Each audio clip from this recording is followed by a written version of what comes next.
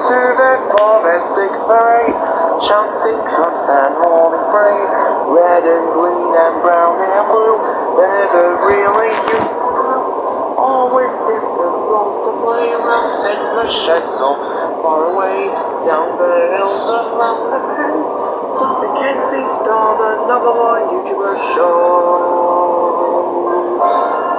The Railcar and the Coaches. The only Daisy is a diesel railcar, the only one all in Sodor. That means she can carry passengers without having to pull any coaches. Daisy works on the branch line that runs all the way up to holiday town of Harwick. But the summer season came to an end, so not so many passengers wanted to be beside the seaside.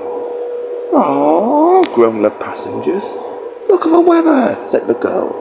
"How disappointing," added another passenger. One day, the fat controller arrived with a message for Thomas. "Thomas," he said, "I'm putting you to work taking trucks to and from the quarry for a while. And Daisy, I'm putting you back on Thomas's branch line." The following morning, Annie and Clara were both ready and waiting for Daisy to collect them. But Daisy was up to her old ways. "You two are not needed today," she said sassily. "You can stay right where you are." What?" stammered Annie. "No," added Clarabelle. "Thomas's passengers will be so pleased when they're picked up by a highly sprung diesel rail car," boasted Daisy. "How much more comfortable is this?" "They'll say than the usual lumpy-bumpy old." "Daisy," interrupted Thomas, "you should be nicer to Annie and Clarabelle. One day you may need them." "Not me," continued Daisy. "I'm a diesel rail car. I never need coaches." Annie and Clarabelle were shocked. "Really?" asked Annie. "How perfectly awful!" And Clarabelle. "Oh, don't listen to Daisy," said Thomas kindly. "You both are really useful, and at least you've got each other." "Thomas is right, Annie," said Clarabelle. "We've got each other for company. I'd rather be stuck in a shed than be hauled by a dreadful diesel." "Shall we play My I Spy?" asked Annie. "But I can see what you see," explained Clarabelle. "I'll give you a hint," added Annie. "It's something begins with an S." "Is it snow?" asked Clarabelle. "Yes," sighed Annie. The two coaches sighed. Meanwhile, Thomas's usual passengers enjoyed travelling on a diesel railcar for the first time. "Oh, what a smooth ride," said one of the passengers. "I'm highly sprung, you see," explained Daisy. "Tip-top and move thoughtfully modern." That evening, Daisy continued to be unkind to Annie and Clarabelle. "Oh," she said sassily, "are you two still here? How dull it must be for you. I can go anywhere I like, but you have to wait for an engine to come along. So old-fashioned and out of date. I'll never pull coaches." Annie and Clarabelle were speechless. "Well, that's just rude," said Annie, and she and Clarabelle sighed. But Daisy spoke too soon, as the fat controller had a message for Daisy. "Daisy," he said, "you're proving very popular on Thomas's branch line." "Oh, thank you, sir," said Daisy. "I do my best." "Then they don't mind picking up Annie and Clarabelle so you can carry more passengers," said the fat controller.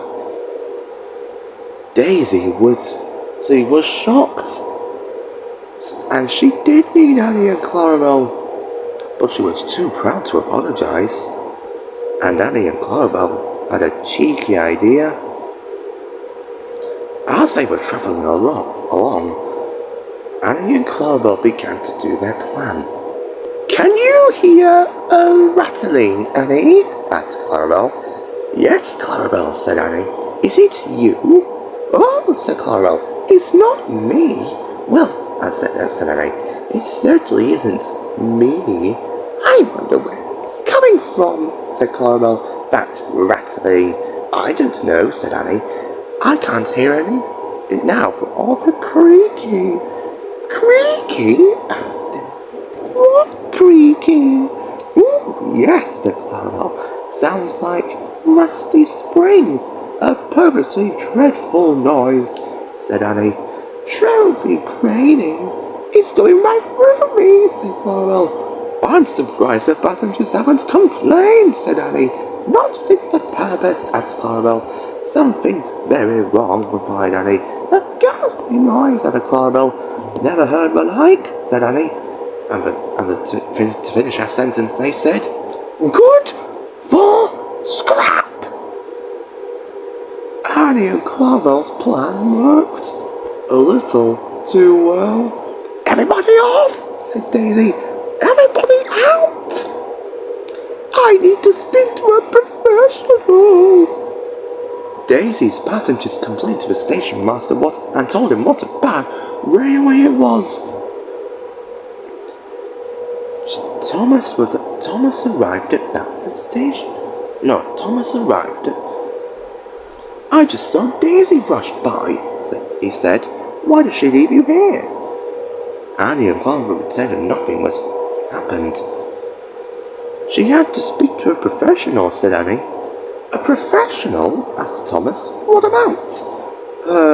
Highly springs?" asked Clarabelle. "Well, she can't just abandon you and her passengers like this," said Thomas. "I'm going to have a word with her fat controller." The fat controller was at the station with the poor Daisy. "I honestly don't think there's anything wrong with you, Daisy," he said. "Annie and Clarabelle said I was crying," wailed Daisy. "And I can't hear anything."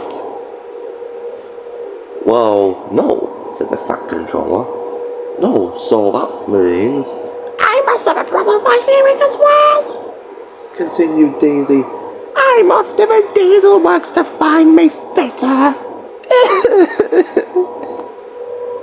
Just then Thomas arrived. "Thomas," said the fat controller, "what have Annie and Clarabelle be saying to Daisy?" "I don't know," said Thomas, "but Daisy was being rude to them since she first arrived, and abandoning them in Mayfleet. That's gone too far." So the fat controller and Thomas went to look for Annie and Clarabelle. It was now dark, and Annie and Clarabelle were thinking they were going to be left at Mayfleet overnight. At last Thomas arrived with the fat controller. "Oh, Thomas," gasped Clarabelle. "Have you come to take us back to our shed?" asked Annie. "I would like a word with you two," boomed the fat controller. "It seems that someone has been putting ideas into Daisy's head. She's been at the diesel works all evening, and her fitter says there's nothing wrong with her." Annie and Clarabelle all groaned. "Do you two have anything to say about this?" asked the fat controller. Two wrongs?" asked Annie. "Don't make a right?" questioned Clarabelle. "Precisely," finished the fat controller. "Just because Daisy was unfriendly to you, that doesn't mean you two should be unkind in return. I expect better from the both of you." "Sorry, sir," said Annie and Clarabelle together. The next day, Annie and Clarabelle were ready to apologize to Daisy, but Thomas arrived instead. "Well," said Thomas, "I've got good news and bad news.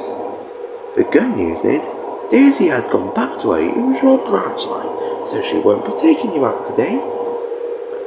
"Thomas," said Annie, "that means you're back," said Clarabelle. Well, said Thomas, that's just it. The bad news is, I'm still on quarry duty, but that controller sent a different ending to pull you to. The engine that was going to pull Annie and Clarabelle today was Devious Diesel. Annie and Clarabelle shocked. Hello, ladies, said Diesel. Annie and Clarabelle were so upset. They thought we were going to have Thomas back, but it turns out to be Diesel instead. So poor old Annie and Clarabelle had to spend the entire day with dirty, devious Diesel.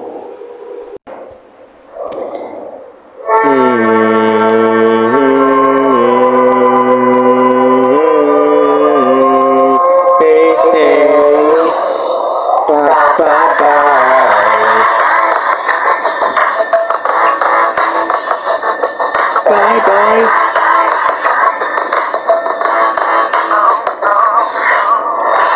I'm doing this tonight. We're all probably gonna start a fight. I know this can't be right. Hey baby, come on. I love you endlessly when you were there for me. So now it's time to leave and make it go long. I know that I can't take no more. There ain't no lie. I don't wanna see you out that door, baby. Bye bye bye. For you, just another player on a game or two. You may hate me, but it ain't no lie, baby. Bye bye bye. Make it tough. I just wanna tell you that I had enough. Things so crazy, but it ain't no lie, baby. Bye bye bye. Just make me whisper truth. I don't know what you do. So give me one good reason, baby. Come on. It's for you and me. I'm hanging out to see. Life would be much better when you're gone. I know that I can't take no more. There ain't no lie. I don't wanna see you out that door, baby. Bye bye bye. I wanna know you. Just another player in a game or two. You may hate me, but it ain't no lie, baby. Bye bye bye. Make it tough. I just wanna tell you that I had enough. Life's so crazy, but it ain't no lie, baby. Bye bye bye.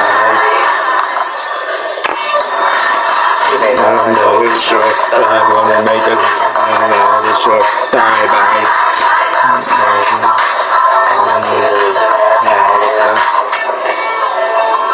Don't wanna be a fool. It's game or two, so I'm leaving you behind. Bye-bye, make it tough. I've had enough. There ain't no right. Just another player on a game or two. But it ain't no lie, baby. Bye bye bye. I just wanna tell you that I had enough. Makes so crazy, but it ain't no lie. Bye bye bye.